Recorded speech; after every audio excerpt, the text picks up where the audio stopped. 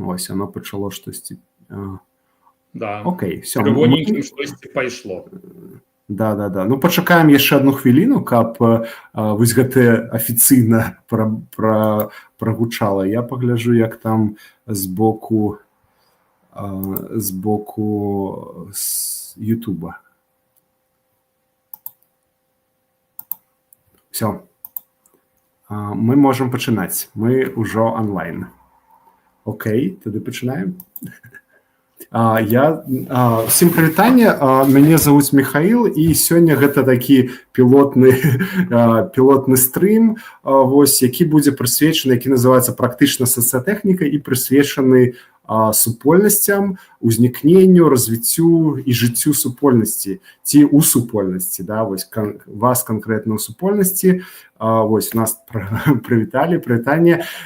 Што хачу яшчэ трохі пра сябе, да, таму што, магчыма, хтосьці першы раз будзе глядзець. Вось, мяне зовут Михаил Волчак, я займаюся чым? Я есть актывіст, незалежны даследчык і, назовем так, будаўнік супольнасцяў. Вось, пастаянна штосьці ў гэтым кірунку раблю. Зараз выдаю кнігу сваю, вось, і, магчыма, вы ўжо штосьці пра яе ведаеце, абавязкова будзе яшчэ нейкі там банер ці што ў працягу нашага стрыму. Вось, калі вы пра кнігу ведаеце, то прадзамаўляйце, вы будете пхаць мой энтузіазм наперад, но он, в прынцыпе, і так будзе сам пхацца. І у нас сёння цікавая тэма, мы будзем гутарыць пра стратэгічныя камунікацыі супольнасцяў, у жыцці супольнасцяў, да, і сённяшні госць ці суразмоўца, вось, Андрей Изерин, гэта гарадскі актывіст і таксама прадзюсар некамерцыйных праектаў. Магчыма, Андрей, можа быць, вы самі штосьці яшчэ дададзіце пра сябе, пра сваё амплуа, можа, штосьці там недасканала распавёў. Дзякуй, Михаил, рады вітаць усіх нашых усіх гасцей, і тыя, хто зараз далучыўся, і пазней. Ну, па-першае, я маю вялікі досвед у бізнес-камунікацыі. Я быў кіраўніком вядомага беларускага камунікацыйнага агентства шмат гадоў. Вось, але таксама слушна вы сказалі наконт прадусарства сацыяльнага, і вядомы мой праект, мой сцяг, гэта праект «Асмалоўка». І менавіта вось з «Асмалоўкі» звязаныя тыя кейсы, якія я хачу, якія я паказваю, расказваю, як прыклад стратэгічнай камунікацыі. Адзінае, што я хачу папярэдзіць гледачоў, што я не ёсць такі эксперт, які вось дакладна кажа, што гэта вось так ёсць, і гэта так называецца, таму што, хоць я і займаюсь даследаваннямі, але я ўсё ж такі не чысты такі акадэмічны чалавек, я хутчэй практык. І сыходжу з практыкі і расказваю больш пра свой практычны досвед. Вот хацеў бы пра гэта папярэдзіць аўдыторыю. Супер, добра. Я таксама не магу сказаць, што тут мы будзем казаць нейкія такія суперакадэмічныя ісціны. Мне цікава яе шукаць гэтую, якую там сапраўдную веду, да, якая выходзіць дакладна з практыкі, бо калі сустракаецца тэорыя і практыка, мы ведаем, што практыка перамагае. Ось. Нагадаю, што можна задаваць пытанні, да, вось у чаце, хто зараз слухае стрым, калі ласка, пішыце гэта, мы будзем па меры адповеду на бягучае пытанне, звяртацца да вашых пытанняў, і такім чынам будзем паціху вось гэту тэму пакрываць. Я падрыхтаваў, вядома, пытанню, і маё стандартнае пытанне, я хацеў бы перш за ўсё зразумець, зрабіць такія рамкі нашай размовы, да, і што ёсць. Гэта першая супольнасць, да, таму што мы будзем гутарыць менавіта пра супольнасці, такую вось як бы нейкі феномен, да, вось, і будзем гутарыць пра стратэгічную камунікацыю, таксама феномен. Таму, Андрей, першыя два мои пытанні вось да вас, гэта што ёсць супольнасць для цябе, як бы што ты будзеш пад гэтым разумець, да? Вось, і пасля вось нейкую дэфініцыю стратэгічнай камунікацыі цікава паслухаць. Ну, што тычыцца супольнасці, хутчэй зноў я буду разважаць наконт супольнасці і зноў прыводзіць нейкія прыклады, да? То бок, ці можам мы назваць супольнасцю вось тых людзей, якія зараз нас глядзяць? Думаю, што не, таму што мы не ведаем гэтых людзей, да? І для мяне самая галоўная рыса супольнасці гэта вось тая, я не ведаю, вось слова група можа недакладна, але вось тая супольнасць, якая аб'яднаная пэўнай мэтай ці каштоўнасцямі. І вось, напрыклад, я хочу прывесці прыклад той же самай Асмалоўкі. Прашу прабачэння, таму што нас будуць глядзець самыя розныя людзі, і трэба патлумачыць, што такое Асмалоўка. Да, Асмалоўка – гэта 2 кварталы, 40 двухпавярховых дамкоў у цэнтры Мінска, якія былі пабудаваныя адразу пасля вайны. Мінск быў у значнай ступені разбураны, і вось гэтыя дамкі з'явіліся, і это быў такі першы элітны раён пасляваенны. Але з цягам часа ён стаў вельмі звычайным, ён стаў замінаць людзям, і яго вырашылі улады знесці ў 2016 годзе.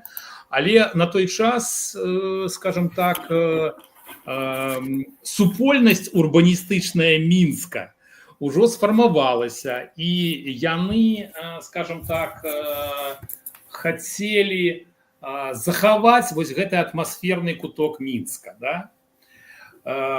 І вакол захавання Асмалоўкі вось сфармаваўся такое кола людзей, прычым не толькі жыхароў гэтага квартала, а самых розных людзей, я потым пра гэта буду казаць, і якія дапамагалі захаваць гэты квартал. І дзякуй Богу, што ўрэшце рэшт праз некалькі гадоў Асмалоўка была захаваная, ну фактычна. І сёння, дзякуй Богу, яна існуе, там новая праблема, але тым не менш гэты квартал на мапе Мінска. І я просто хочу прывесці прыклад у тым сэнсе, што ну вось супольнасць, каштоўнасці, мэта. У супольнасці была мэта захаваць гэты квартал. Але калі гэта мэта была дасягнута, ці распалася супольнасць? Не, яна таксама працягнула сваё існаванне, ужо там, можа, разбілась па іншых кубках, потом прыйшлі іншыя праблемы. Такім чынам, у супольнасці есть мэта, але гэта мэта з цягам часу можа змяняцца. Ну вось так, на разміночку. Ну, цікава, гэта значыць, атрымліваецца група, у якой ёсць агульнай каштоўнасці мэта, але гэта група можа захоўваць нейкую цэласнасць нават пры змене мэты, так? Я правильно разумею? Окей, хорошо. Ну, добра, я записываю, вядома, я, конечно, бы даў трохі іную вызначэнне, але мы будзем працаваць у гэтым сёння, таму што важна, ну, мець агульны такой фундамент, да? І зараз стратэгічная камунікацыя, каб што гэта такое, адкуль з'явілася, з чым ужываюць, і чаму у цябе ўзнікла вось гэта жаданне паяднаць тэмы. Ведаеш, калі я пачынаў ввогуле свой шлях у камунікацыю, я быў піаршчыкам, і ў мяне была піар-агенцтва. Паступова гэта піар-агенцтва стала камунікацыйным агенцтвам. Так? Ну, то бок, я хочу табе сказаць, што слова піар паступова стала сыходзіць, пакуль зараз яго амаль не выкарыстоўваюць. Ну, калі так, вельмі зрэдкую, вельмі такіх асобных выпадках яго выкарыстоўваюць, да? і паступова стала присутнічаць новы тэрмін, які мы называем стратэгічнымі камунікацыямі, і там цэлая гісторыя. Безумоўна, яго прыдумалі гэты тэрмін амерыканцы, і звязаны ён быў з дзяржаўнай палітыкай, з пытаннямі вайны, гібриднай вайны і гэтак далей. Вось, але чаму я зачапіўся за гэту стратэгічную камунікацыю, што паступова я стаў бачыць, што інструментарый стратэгічнай камунікацыі мы выкарыстоўвалі, скажем, у сваём досведзе, калі змагаліся за Смалоўку. Што я маю на увазе? Ну, напрыклад, тот же самый дыялог, выбудова дыялога. Та же самая штука, звязаная с саюзнікамі і супернікамі, стейкхолдерамі. Далей вельмі важны момант – гэта, скажем, барацьба наратываў, да? Вось.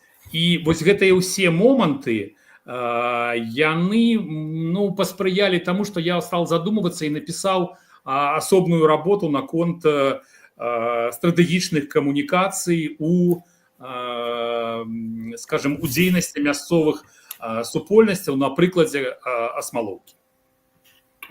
Окей, ну, значит, тады стратэгічная камунікацыя гэта, ось так, паспрабуй так как бы больш все гэта, што было сказано в одну, нейкі адзін ці некалькі сказаў, каб так было адчуць, ось, што гэта?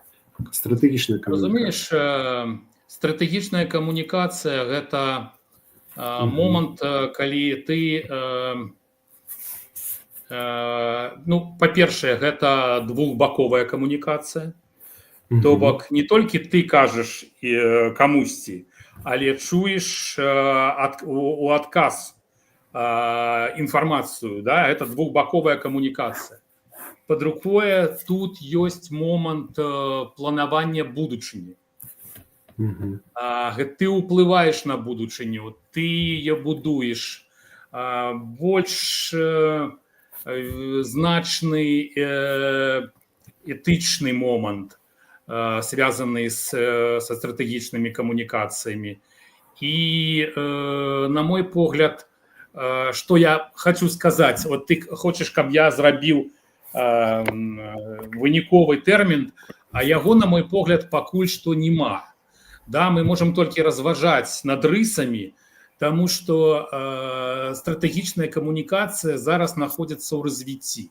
Я недавно зусім быў на конференции по стратегічных камунікацыях. І кожны выступаў, і кожны чалавек называў сваё бачанне стратэгічнай камунікацыі. Да? Вось. І вось гэты момант вельмі важны. Я зараз паспрабую яшчэ. Тут у мяне два кампутары, і у меня есть прэзентацыя, але прачытаю, што дапамагае праектаваць будучыню арганізацыі, супольнасці, ажыццяўляць гуманітарны кантроль, пераадольваць супраціў зменаў, я магу патлумачыць, зніжаць фактары нестабільнасці, і то, што я казаў, што гэта вельмі важны этычны аспект. Вось, это то, что ёсць па стратэгічнай камунікацыі. Ну і што тычыцца розніцы, стратэгічная камунікацыя спрыяе дасягненню доўгатэрміновых мэтаў арганізацыі, да? Больш комплекснага кіравання. То бок, па шчырасці, калі браць там кампанію, то атрымліваецца, што камунікатары, ну, становятся самыми топ-менеджерами. Ну, вось так. Окей, гэта значыць, ну, як я разумею, я таксама трохі пашырсціў, да, ось, гэта у нас нейкі інструмент, так, такі, назовем так, гуманітарная тэхналогія, да, якую можа хтосьці ўзяць нейкая група ці канкрэтны чалавек, выкарыстаць для вырашэння нейкіх там зменаў, да, ці паводзінаў ці меркаванняў у такой доўгатэрміновай перспектыве. Вось так можем, да? Да, но то бок это новый уровень корпоративной, ну коли можно так сказать, корпоративной, потому что супольность пэўная таксама корпорация, да, коли мы уже кажем там новая ступень корпоративной коммуникации, якая уже улічвае вось тыя выклікі, з якімі сутыкнулася, з якімі мы сутыкнуліся за апошнія 20-30 гадоў. Вось. І безумоўна, што хочу для наших глядачоў сказаць, што разуменне стратэгічнай камунікацыі как камунікацыя толькі між дзяржавамі, напрыклад, да, ці глобальная камунікацыя, гэта ўжо не актуальна. Таму што і вялікія карпорацыі, і грамадскія супольнасці, яны ўжо выкарыстоўваюць шмат якія інструменты.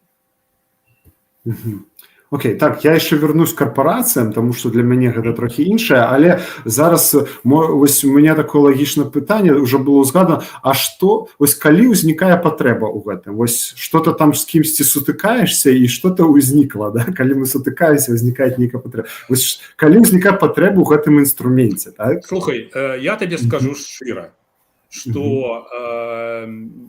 вось тое, што я карыстаўся стратэгічнымі камунікацыямі, ко мне гэта разуменне прыйшло значна пазней, да? Калі я стаў вось гэтыя новыя штукі, падыходы і все астатнія, ну то бок глядзі, калі такі вобраз можна сказаць, да? Піар мяне было, напрыклад, 7 нейкіх колераў. 7 колераў. Раз, два, три, 4, 5, 6, 7. А тут мне принесли вось такую вялікую штуку, дзе там у 10 разоў больш самых разных магчымасцяў і больш магчымасцяў рабіць самыя розныя варыянты, але тым не менш ад мяне патрабуюць большага майстэрства, больш высокага ўзроўня і больш высокай адказнасці. Прабач, можа так не вельмі дакладна, не вельмі зразумела, але я кажу пра тое, што это ўсё ж такі больш складаная машына, больш складаная. А больш складана параўнанні з чым? Вось што самае блізкае да гэтага інструмента? Ты ездзіў на кукурузніку, да, летаў, вось, а цябе прапанавалі перасесці на рэактыўны самалёт. І табе трэба зноў вучыцца, зноў разумець новыя падыходы, тое, што я казаў, это вось, скажем, на мой погляд, вельмі важна, зараз я вернуся да такого фактора, як пераадольваць супраціў зменам. Ну, напрыклад, у кампаніі, арганізацыі ёсць людзі, якія за тое, каб, і мы гэта шмат разоў бачылі, за тое, каб захаваць все як было.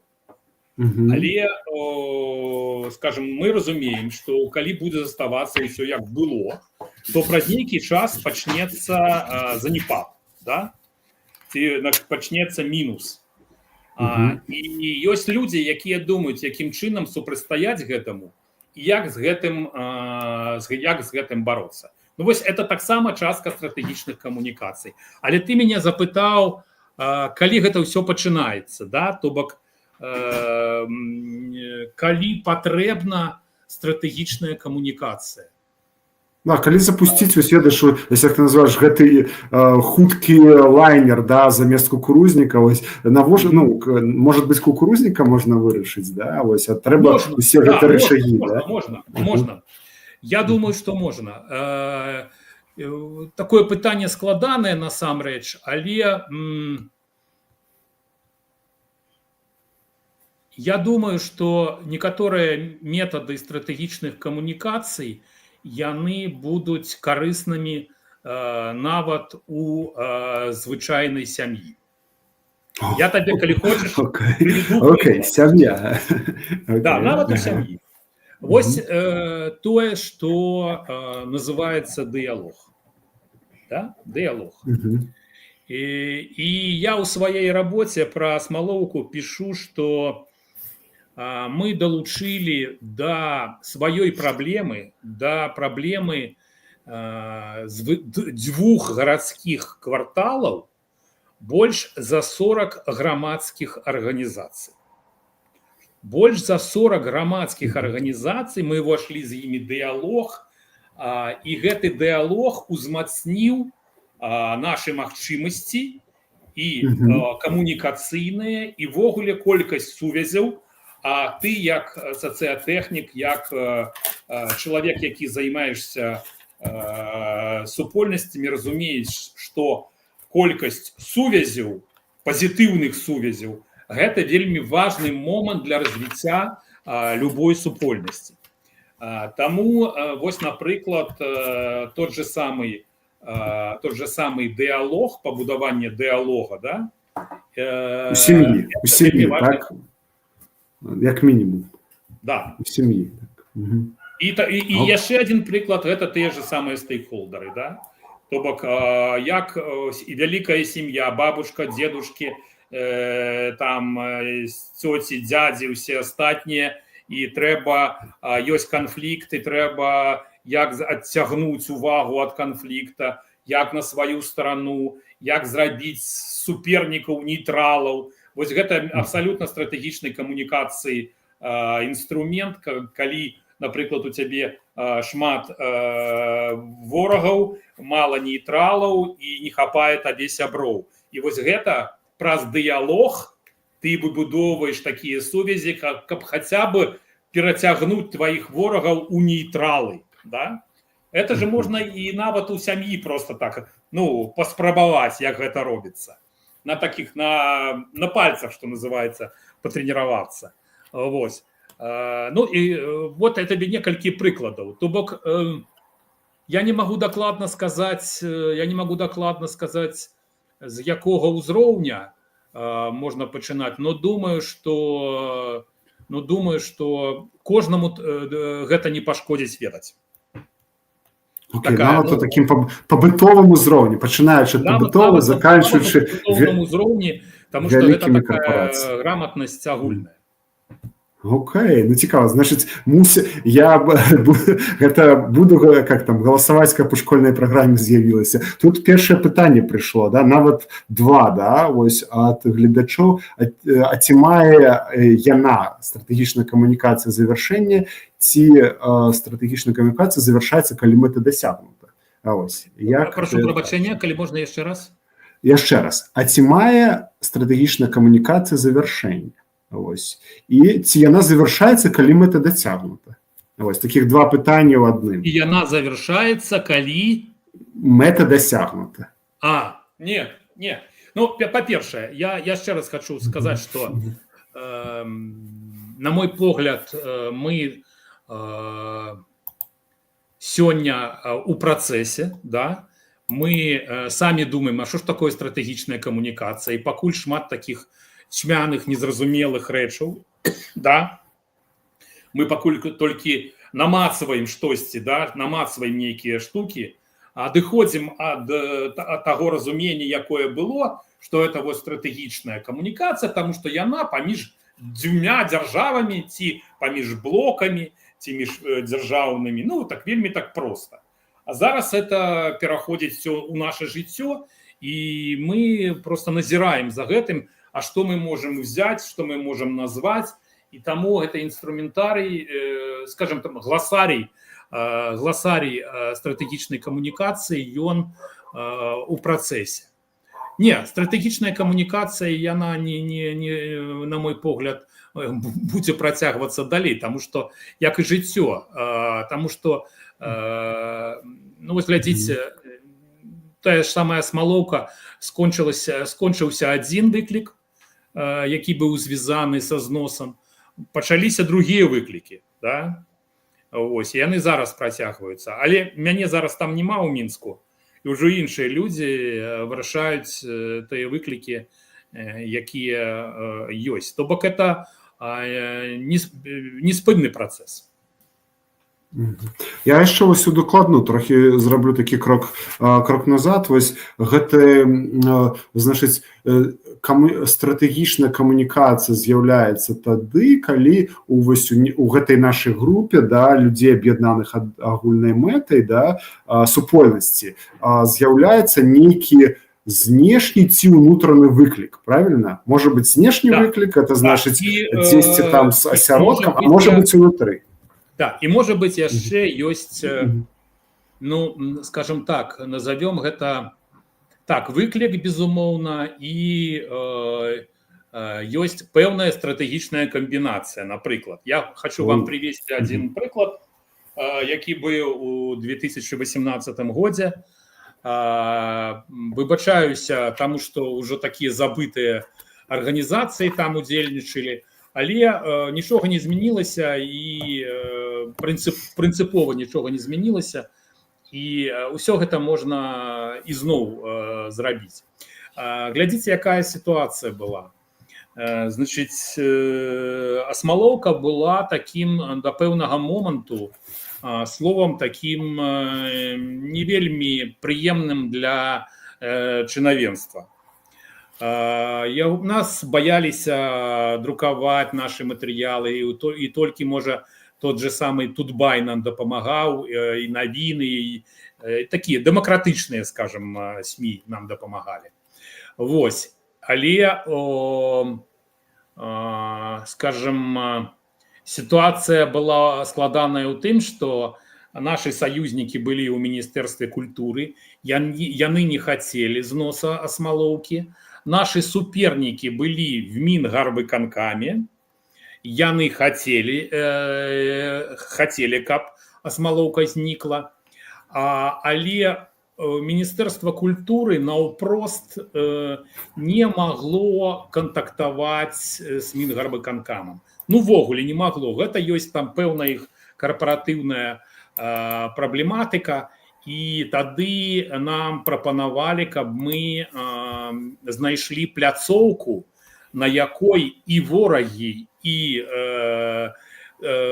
саюзнікі Асмалоўкі маглі сустрэцца і выказацца.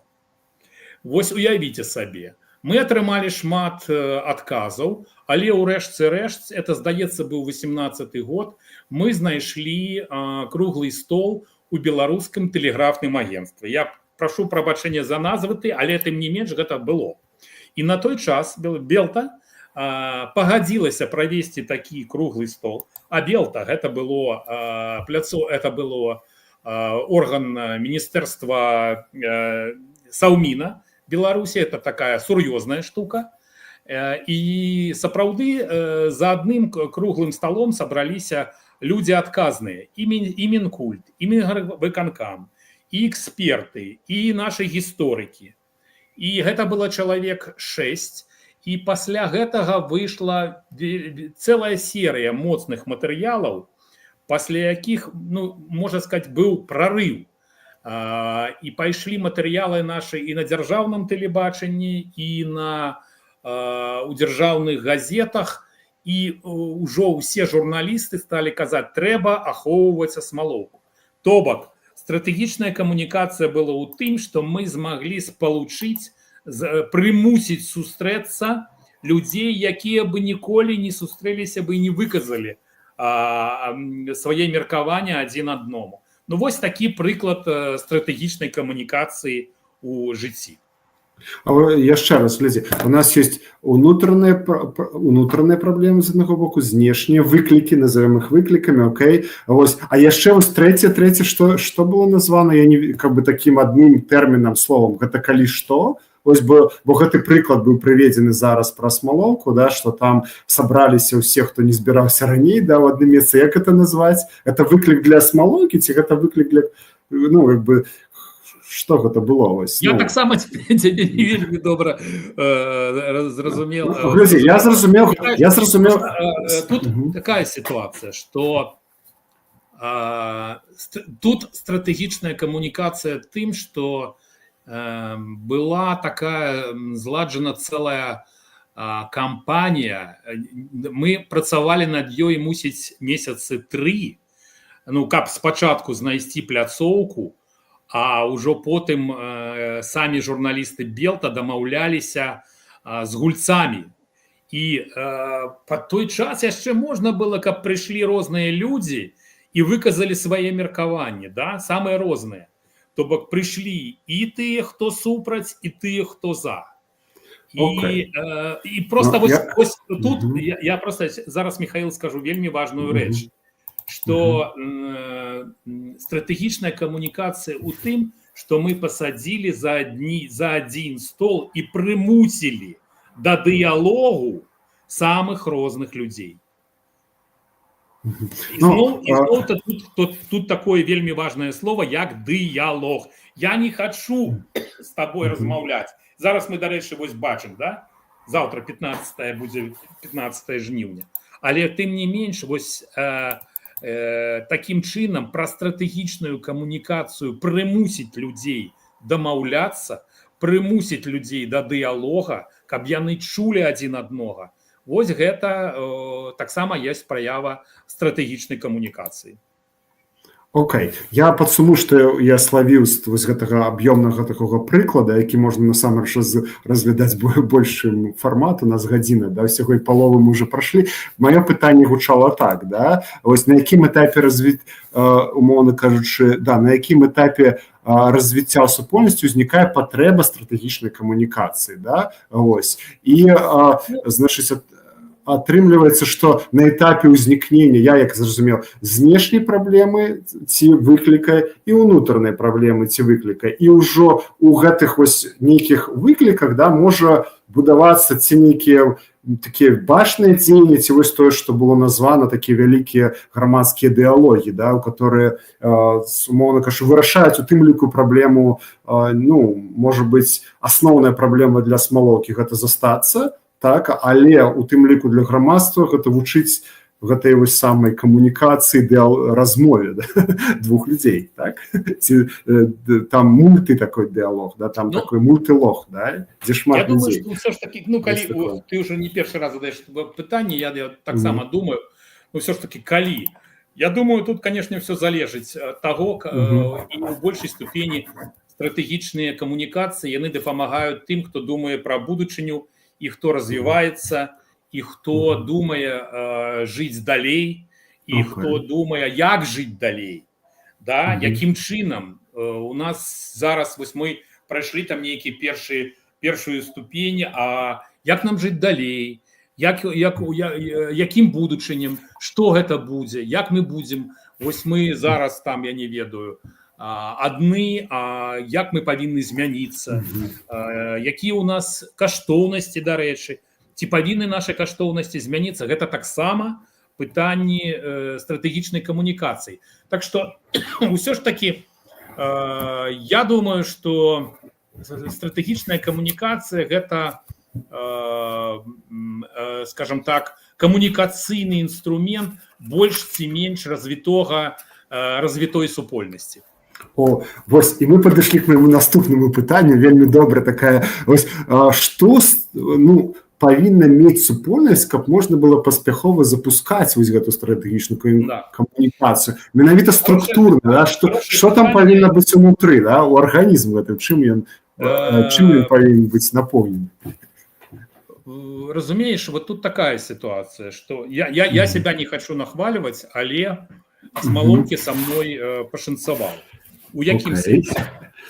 Пашанцавала у такім сэнсе, што ўсё ж такі я быў прафесіянальны камунікацыйны кансультант.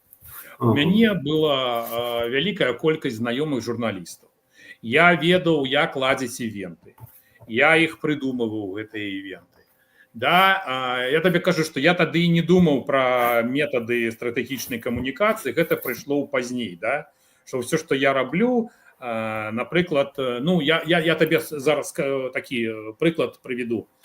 У нас была такая вайна наратываў. Вайна наратываў – гэта абсалютна, скажем так, гласарій стратэгічнай камунікацыі. Мы сёння бачым гэту вайну. Але у нас была вайна наратываў, калі з аднога боку адны казалі, што гэта старье, гніль, прычым даволі вядомыя людзі, а з другого бока казалі, да, это атмасферны кавалак Мінска і ўсё астатняе. І мы вось у гэтай вайне наратываў сталі будаваць новый бренд асмалоўкі. Да? Ну, якім чынам? Я табе прыведу прыклад. Значыць,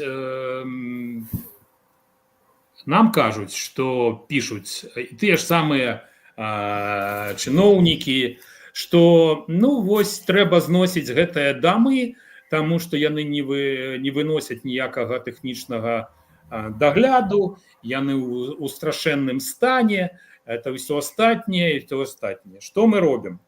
Это не моя была ідэя, але это был вельмі цікавы момант, калі адзін чалавек взяў і правёл тэхнічнае даследаванне свайго дома, незалежнае, дзяржаўнае. І у цябе з'явіўся дакумент, да? Дакумент, які пазначыў, што дом яшчэ прастаіць як мінімум 90 гадоў. То бок, калі ты ў гэтай эмацыйнай вайне кажаш, ты дурак, нет, ты дурак, ты дурак, нет, ты дурак, а ты прыходзіш і кажаш, а у меня вось паперка, то, што ў мяне IQ самы высокі ў свеце. Таму, прабачце, я ваши гэтыя ваши прэтэнзіі нават і не хочу разглядаць. І, дарэчы, пасля гэтага мы зрабілі 8 ці 9 даследаванняў, дамы зрабілі даследаванне, і ввогуле гэтая тэма пра гнільё і старьё сышла з повесткі дня, што называецца. То бок, вось вайна наратываў, гэта той самы быў прыклад, дзе мы перамаглі. Давай вернемся яшчэ раз до пытання, нагадай.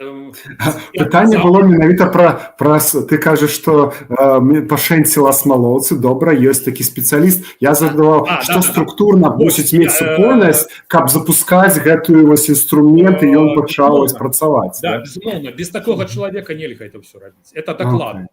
То бок, я могу табе сказаць, што да мяне таксама прыходзілі людзі, якія сказалі, а што нам рабіць, вось як мы...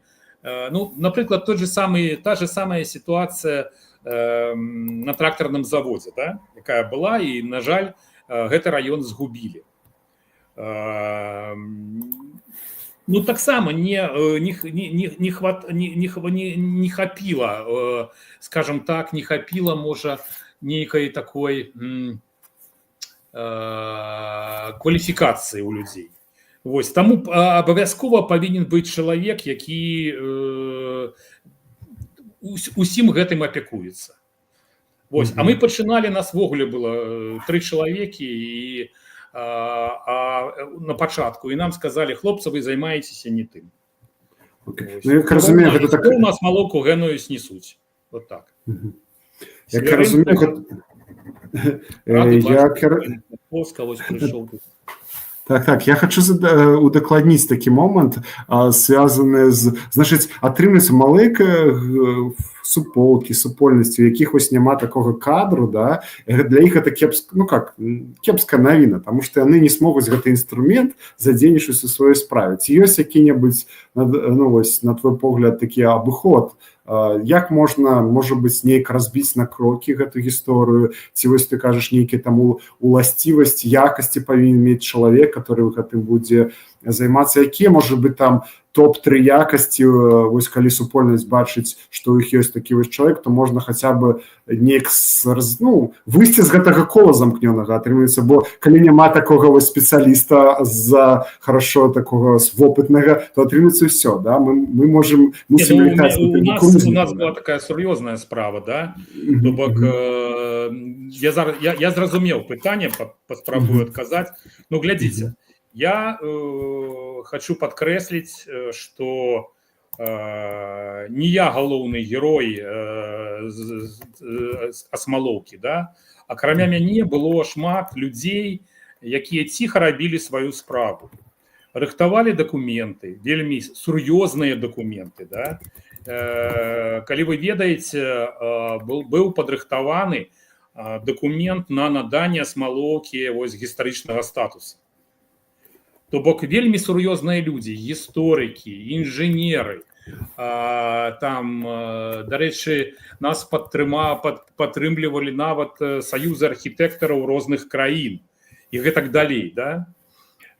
І там, ну, там быў сур'ёзны кейс, там былі сур'ёзныя людзі, і быў у нас чалавек, той же Кобрусеў Дзеніс, які браў на сябе вельмі адказную ролю контакта з гарадскімі ўладамі, і ён шмат чаго зрабіў, і вось пра той же самы дыялог. І тут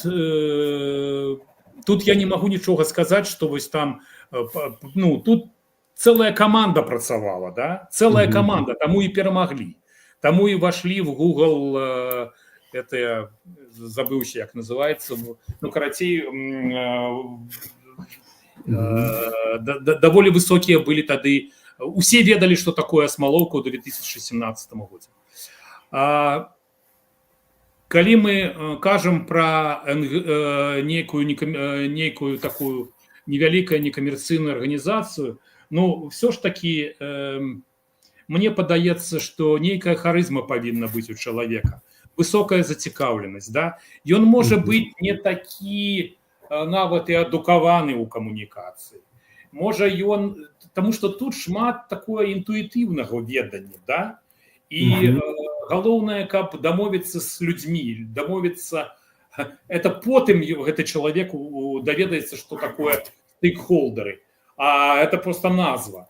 А зараз ему самае галоўнае зразумець вот тыя людзі, якія для яго цікавыя, якія могуць дапамагчы, якім он можа, яна могуць дапамагчы. Таму, знаете, для мяне ўсё ж такі прафесія камунікатара, яна такая прыродная, як і актор, да? Як, я не ведаю, і іншае, як журналіст. Все ж таки это не штосьці ад Бога, тому што я, на жаль, бачу, што ў камунікацыю шмат пайшло людзей, якія наадварот пагоршваюць у сваёй арганізацыі гэту камунікацыю. То бок наадварот больш праблем у арганізацыі з'яўляецца, таму што гэтыя людзі схільныя да нейкіх інтрыг, схільныя да такой нездаровай канкурэнцыі, гэтак далей. Вот это ўсё ёсць. Таму яшчэ раз, скажем так, адказвая на гэтае пытанне, я думаю, што все ж таки вось гэты унутраняя энергія ў чалавека галоўная для мяне, камунікатара. Окей, хорошо. Я зразумеў, што навучыцца вось гэтым нейкім вось гэтым планаваннем, там вось гэтым наратывам, як там вайне наратывам, гэта ўсё можа чалавек, які вось мае вось гэту схільнасць да камунікацыі, да, і яна вось прэ ад гэтага, да, прэ гэтага чалавека, ад вось гэтай рода дзейнасці, так?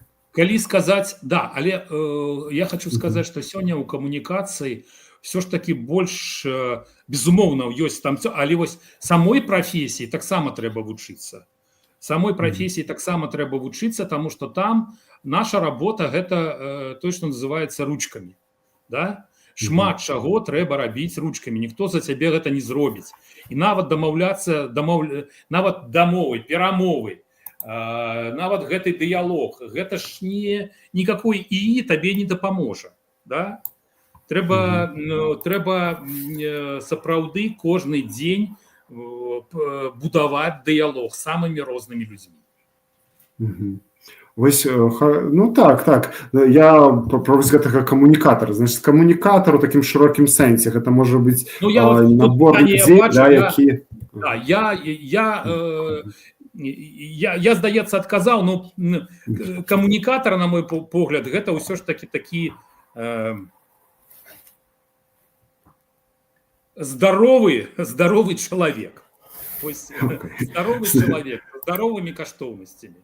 Вось, і гэта вельмі важна, каб каштоўнасці ў чалавека былі здаровая і калі вы запускаеце вось такога зусім іншую ці іншага, да, у сваёй арганізацыі, рызыкі вельмі вялікія. Рызыкі вельмі вялікія, і я бачыў гэта не адзін раз, як такія людзі, яны цалкам зусім іншыя адбываюцца вынікі. Ага, цікава. Ну, бачиш, тут яшчэ один такі цікавы накірунак, што камунікатар мусіць як бы стаць вось часткай гэтага, часткай гэтай супольнасці, групы, да, которая як бы, ну, мусіць вось некую ідэнтычнасць вось гэту калектыўную падзяліць, да, гэта, ну, мусіць быць яго тым ці яе ідэнтычнасць, да, калі гэта мы кажам пра канкрэтнага чалавека, ці групу людзей, камунікатараў, да, у больш вялікай групе. Это павінны быць інсайдеры, не аутсайдеры, которых нанимаешь там за гроши, яны выконваюць там функцію сухо. Вядома, можна наняць свайго чалавека за грошы таксама. Але окей, я хачу вось гэты трохі рушыць вось у гэтую паспяховасць і непаспяховасць. Можаш прывесці нейкія прыклады, вядома, ну, Асмалоўка, окей, я прызнаю, але цікава, ці ёсць яшчэ у твоей памяці такія паспяховыя прыклады стратэгічнай камунікацыі, вось, розных, можа быць, суполак, супольнасцяў і непаспяховых, вось. Ну, умоўна кажучы, вось як так, і пару прыкладаў з аднаго і з другого боку. Тут ёсць, сёння прыйшоў до нас на эту праграму Северын Квяткоўскі, чалавек, які прывёў мяне ў кампанію Будзьма, і дзякуючы яму я, ну, скажем так, думаю, што зладзіў даволі моцную, некалькі моцных кампаній, і іх можна назваць цалкам стратэгічных камунікацый. Это быў, можа, 12-й, можа, 13-й год, і у нас была задача уцягнуць да, скажем так, да беларушчыны, да беларускай справы, скажем, бізнес і маркетинг, рекламу і так далей. Да? Нам трэба было, каб вось менавіта гэтыя людзі, так называемыя модныя, стыльныя, да, прыйшлі і сталі, скажем так, прыйшлі до нас, прыйшлі ў кампанію. І менавіта тады нарадзілася ідэя зрабіць фестываль беларускамоўнай рекламы «Аднак». Ага, ну я памятаю, так. І я лічу, што гэта быў вельмі паспяховы праект, які паўплываў на той час ввогуле не толькі на кампанію Будзьма, да? На жаль, все праходзіць, забываецца, і забываецца пра тое, што было зроблена тады, да, таму што колькі ўжо 13 гадоў прайшло, і ўжо забываецца, але на той час это быў выбух, і колькасць беларускамоўнай прадукцыі на вуліцах з'явілася, ну, рэкламнай прадукцыі, да, і шмат людзей з бізнеса, з рэкламы пераглядзелі сваё стаўленне да беларускай мовы і ввогуле для Беларусі. Вось гэта было вельмі важна, і я лічу, што гэта паспяховы прыклад стратэгічнай камунікацыі. І яшчэ адзін прыклад – это мультфільм «Будзьма беларусамі», які таксама пачынаўся як проста карпаратыўнае кіно, а ў выніку, дзякуючы там вельмі таленавітай камандзе самых розных людзей, якія яго ладзілі, гэта стала з'явай. І зноў мы, ну, ўжо новае пакаленне прыйшло, да, і не памятаюць, які быў выбух тады. Які быў выбух, таму што упершыню, ось і зноў стратэгічная камунікацыя. Мы тады людзі, якія рабілі гэты мульт, яны зрабілі новы міф. Гэта ўжо міф, тое, што сёння называецца міфадызайн. Да? От там беларусы такія, ось яны там ты. А памідораў з Вольскім яны пелі пра тое, што і пра зусім іншыя рэчы. і прадстаўлялі беларусаў зусім інакш. То бок я вось паціху пачынаю зараз займацца даследаваннямі міфадызайна і думаю, што вось этот адзін з паспяховых міфаў это был мульт «Будзьма беларусамі». Ну, а ты казаў, спытаў мяне яшчэ, а што я лічу непаспяховым, да? Так, напрыклад. Непаспяховым. Якія прыклады я лічу? Менавіта паспрабаваць вось гэта к нейкім такім групам супольнасць, штосьці падобнае, да, таму што мы можам прыводзіць нейкія кампаніі, там таксама гэта там, ну, знайсці, да, такое, і гэта круціцца там. Ну, на жаль, нешта мне не прыходзіць у галаву. А вось той завод, які ўзгадваўся, штосьці там пра завод ці пра, ну, вось хвілін 10-15 назад узгадвалася, там штосьці не смаглі дарабіць на заводзе нейкім. Это што было? Не смаглі на заводзе дарабіць? Так, на трактарным ці на якім я ўжо магу таксама трохі пачынаць блытацца. Ну, слухай... Ну, добра, тады, калі узгадаецца нейкі прыклад, просто можаш так вот прям усярэдзін. Тут ёсць пытанні ад гледачоў, так, і варта вось Алесь настойвае вельмі так пра сваё пытанне, якімі здольнасцямі павінен валодаць камунікатар, так, якія здольнасці павінен мець камунікатар, якія прафесійныя скілы ён павінен мець. Он 3 разы вось. Вот тут Татьяна К. за меня отказывает. Коммуникативные навыки, эмпатию, нейтральность и беспартийность. Слухайте, но для меня тут головное слово – это эмпатия. Ось для мяне, пробачьте, я, може, по-своєму розумію слово эмпатия, беспристрастность, але калі чалавек зусім, ну, цалкам не переживае за то, что адбываецца, ему пофиг, все. Ну, то бок для мяне ввогуле, ведаеце, для мяне з 21 года слово эмпатыя стало таким, ну, галоўным. То бок я зараз гляжу на людзей, так, ёсць эмпатыя ці нема. Ось, тому что я это все адчуў вельмі моцна. А так как камунікатар для мяне таксама доктар у пэўнай ступені, да, то бок ён можа нашкодзіць твайму здароўю, а можа дапамагчы. Ось, і таму я думаю, что вось эмпатыя это вельмі важны момант. Скажу вам шчыра, людзі, что вы меня зараз пытаеце, я на пачатку нашай сустрэчы казаў, что я не той эксперт, які дакладна вам все раскладзе по палічкам, які павінен быў камунікатар. Я, може, путаюсь у паказаннях, може, не то кажу, але я кажу про тое, што сыходжу з уласнага досведу, да? Вось, і таму я думаю, што шмат людзей ёсць, якія лепш за мяне адкажу, што такое сапраўдны камунікатар, да? Вось, а я толькі магу сказаць, што я лічу галоўным у сапраўдным прафесіянальным камунікатары. Ці адпаведна камунікатаркі.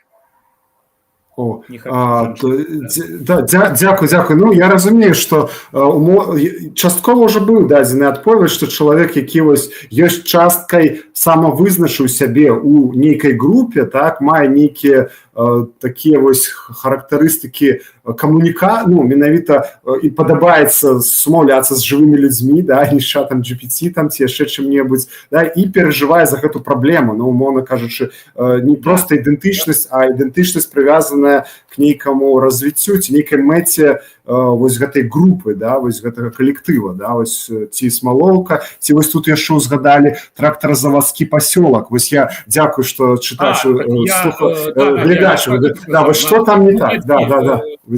Слухай, ну, вось тоже такая ситуация. Гэтым кейсам апекаваліся вельмі таленавітыя, вельмі адказныя, цікавыя людзі, да? Але штосьці пашло не так. Мне падаецца,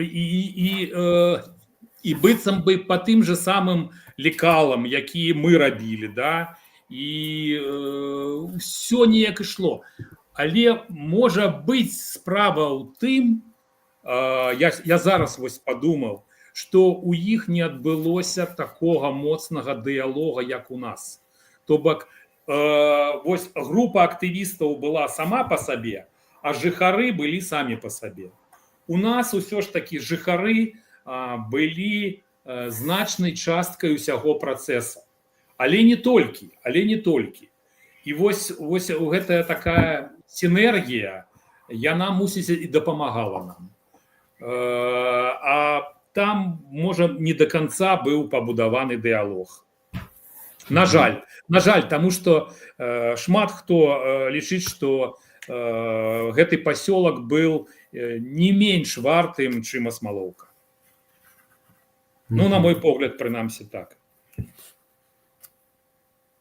Окей, тут пишуць, ёсць такая прафесія медыятар, і каб наладзіць камунікацыю паміж людзьмі. Але я, як разумею, вось гэта стратэгічная камунікацыя ўсё ж такі трохі іншы, да? Як бы інструмент, ён карыстаецца суб'ектам, які зацікаўлены ў нейкім рашэнні, правильно? Это не медыятар, ці вось што там... Я з вялікай павагай, я думаю, што, ну, як сказаць, мне падаецца, што усе камунікатары у той ці іншай ступені яны могуць быць медыятарамі, ці маюць схільнасць для медыяцыі, да? Але ўсё ж такі мне падаецца, што сёння медыяцыя, она таксама пайшла на новы ўзровень. Пайшла на новы ўзровень і мае такія вельмі сур'ёзныя тэхналогіі, якія трэба вывучаць. Я вось, напрыклад, ужо не магу сказаць, пэўны час таму я пісаў себе, я медыятар, фасілітатар і ўсё астатняе, да? А зараз я ўжо не пішу, таму што мне не хапае пэўных скілоў. Я требую, што гэта ўжо вылучаецца ў асобную прафесію. Вось, я павінен гэтым займацца, я павінен, скажем, праходзіць адукацыю адпаведную, гэтак далей. То бок камунікацыя развіваецца. І вось гэтыя ўсе напрамкі, яны таксама становяцца больш сур'ёзнымі, больш асобнымі. Вот так. Окей. Ну да, вось тут далей ідзе трохі больш каментароў, але я хачу пытанне такое пра памылкі, да, вось пра памылкі ў пачатку стратэгічнай камунікацыі. Вось у нас ёсць гэты моцны інструмент, да, і супольнасць усё ж такі знаходзіць вось гэтага эмпатычнага камунікатара ўнутры, ці іх выдзяляецца некалькі, і якія, можа быць, найчасцей заўважаныя памылкі былі вось у гэтых у дзеяннях вось такіх людзей, да, вось, якія нібыта хацелі добра, атрымалася, як атрымалася, да, вось, што найчасцей, вось, з твайго досведу бачна? Ну, глядзіце, усе тыя прыклады, якія я вам распавядаў, гэта ўсё, што называецца, на грамадскіх пачатках. І адна з такіх сур'ёзных праблемаў, якія я сутыкаўся, гэта тое, што людзі проста выгараюць. Пэўны так момент, мы там все, потым чалавек хоп і знікае, да? І ці там нейкія там канфлікты ўзнікаюць, і на падставе гэтых канфліктаў знікае нейкая там вельмі адказная частка работы.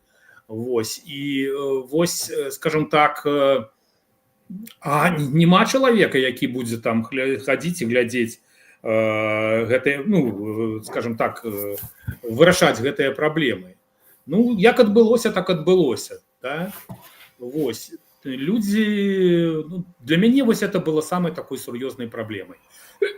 Скажем, тое, што ніяк на прадпрыемстве, вось ёсць гэты і гэтая, это занимаецца тым, ты. А ёсць супольнасць. Яна жывая, яна змяняецца. Хтосьці з'яўляецца новы, хтосьці, а можа і не з'яўляецца новы. І хтосьці сыходзіць. І, ну, скажем, тут ужо роль не камунікатара, а тут пераходзім да ролі лідара. Да ролі лідара супольнасці, які, скажем так, таксама вырашае гэтае пытанне. Дарэчы, у нас не было лідараў. у Смоловке. У нас были, ну, скажем, такие выспы, якія займаліся тым ці іншым пытаннем. То есть была выспа гісторыкаў. Гісторыкі там працавалі сваёй супольнасцю. Была выспа тым, хто лабіяваў інтарэсы у дзяржаўных установах. Те, хто працаваў з жыхарамі і гэтак далей. То есть вось неяк так абышлося, што ў нас лідара не было.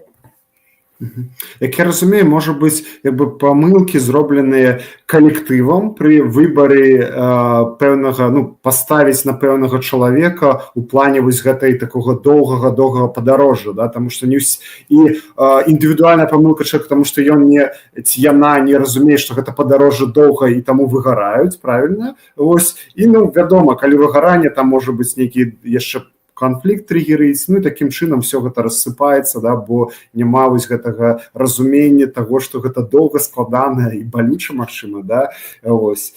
А з гэтым менавіта яшчэ, можа быць, калі мы кажам пра нейкую супольнасць аб'яднаную адным ці абраным, не ведаю, як там адбываецца, да, па-рознаму можа адбывацца, абраным лідарам, то там атрымліваецца, што можа быць проста кадравае, ну, неправільна кадравае рашэнне зроблена, да, ось, такім чынам. Калі мы кажам, слухай, пра супольнасць, которую я ўвесь час узгадываю, пра Смоловку, да, кварталы, слухай, ну, пра які тут кадры казаць, да, хто прыйшоў, той і наш кадр, да, адзінае другое, як ты з гэтымі кадрамі працуеш, то бок мы прыходзілі да людзей, размаўлялі, мы аднім з першых крокаў, як мы знаёміліся, мы сталі ладзіць там розныя святы і суботнікі і ўсё астатняе, да? І людзі павыходзілі на гэтыя святы і сталі абмяркоўваць падзеі. Вось так было. Окей, это праца з кадрамі ці праца ўжо з павелічэннем нейкіх эфектаў? Праца з жыхарамі, але і праз гэта мы выйшлі на лідараў. На тыя, хто можа ўзяць на сябе той ці іншы накірунак. Дарэчы, вось менавіта праз гэтыя святы і ўсё астатняе сталі прыходзіць людзі звонку. І людзі звонку чысцей рабілі больш, чым жыхары. Ну, не ўсе, але так было.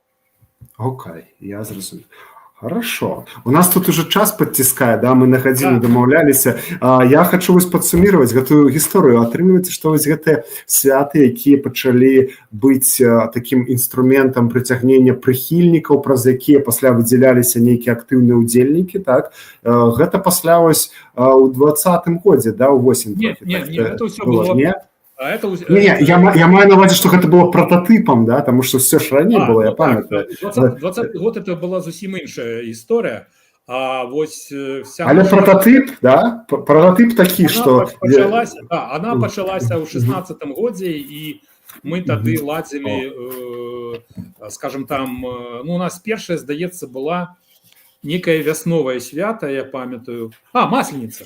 Некая весновая свята, потым штосьці яшчэ. Спачатку там что-то... Карацей, гэтыя свята ўжо пайшлі, адно за адным, і ўсё ж такі самым моцным сталі суботнікі.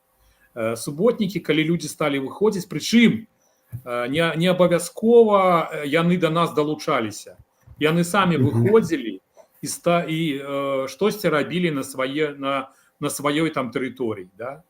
Вось. І шмат чаго я таксама тады засадзіў перад сваімі вокнамі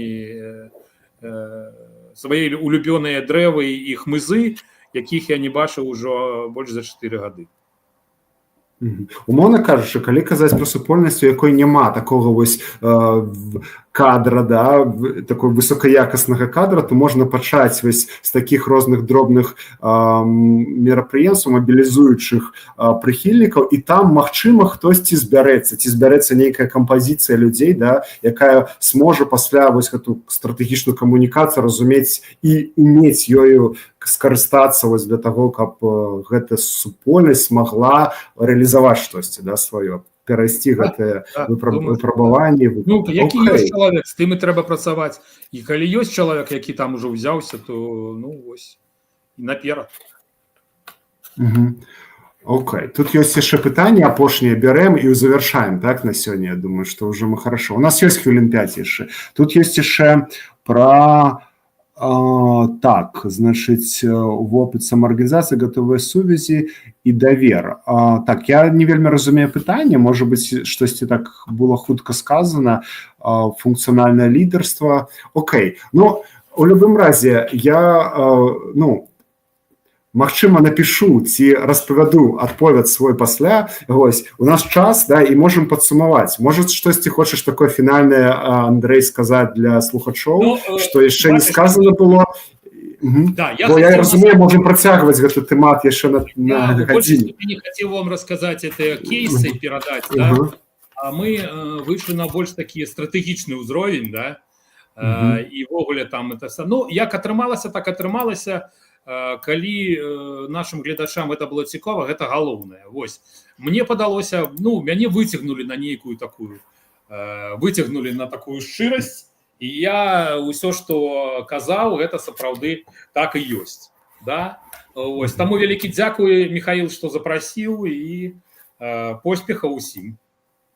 Добра. Я яшчэ трохі такіх апошніх словаў распавяду. Дзякую, што прыйшоў, шчыры расповед. Мне вельмі цікава. Я сябе трохі напомню, нават штосьці з гісторыі вазьму, яшчэ праверу гэтую гісторыю з будзьмай беларусамі, прагляджу. Гэта так даўно было, што не верыцца, што было. Вось, гэты фэст, аднак, спадзяюся, ў інтэрнэце штосьці таксама захавалася, можна яшчэ праглядзець. Вось, і некаторыя моманты смог вось так спраўдзіць на тое, што пішу, тое, што напісаў ужо ў сваёй кнізе, да, таму што ты яе яшчэ не чытаў і не ведаеш, і мне цікава, вось як такі досвед абсалютна свежы паклаўся на ім. Да, я хочу сказаць, што вось маю кнігу, яна пра супольнасці, пра жыццё, пра ўзнікненне супольнасцяў, пра мой досвед. Можаце пра яе чытаць тут, і, канешне ж, замаўляйце, я буду вельмі рады.